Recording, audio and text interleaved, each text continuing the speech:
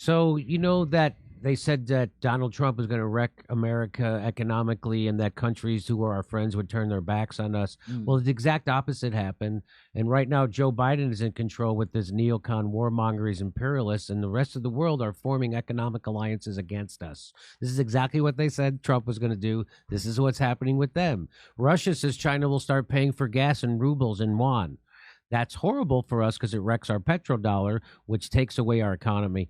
China's Xi calls for oil trade in yuan at Gulf Summit in Riyadh. China and Brazil have reached a deal to trade in their own currencies, ditching the U.S. dollar as an intermediate. So you know how this works. The United States dollar is the reserve currency of the world because we have an agreement with Saudi Arabia, and that's the petrodollar. Saudi Arabia was never going to ever sell oil.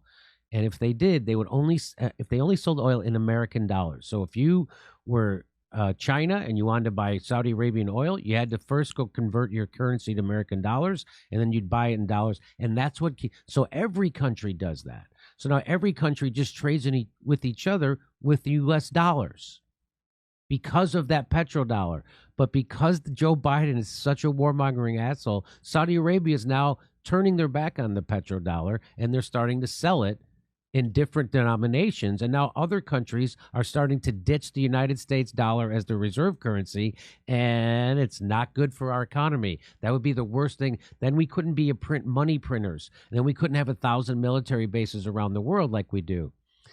Just in, the president of Kenya urges African nations to dump the U.S. dollar. Right. So we already showed you that South America is doing that. They're going to get their own currency. And now here's Africa. Watch this. Traders from Djibouti selling to Kenya, or traders from Kenya selling to Djibouti, have to look for US dollars.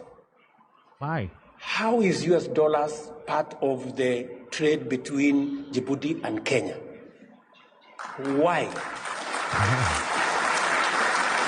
So he's saying if Djibouti and Kenya want to trade whatever goods and services, they have to go find U.S. dollars to do that. Why? And because they're the U.S., that's the reserve currency of the world. That's what people use to trade. And he's saying, why do we do that? So he's saying, let's stop doing that. And we are saying that today, Afri-Exim Bank have given us a mechanism where traders in our continent can trade in their goods and services, and the Africa Exim Bank.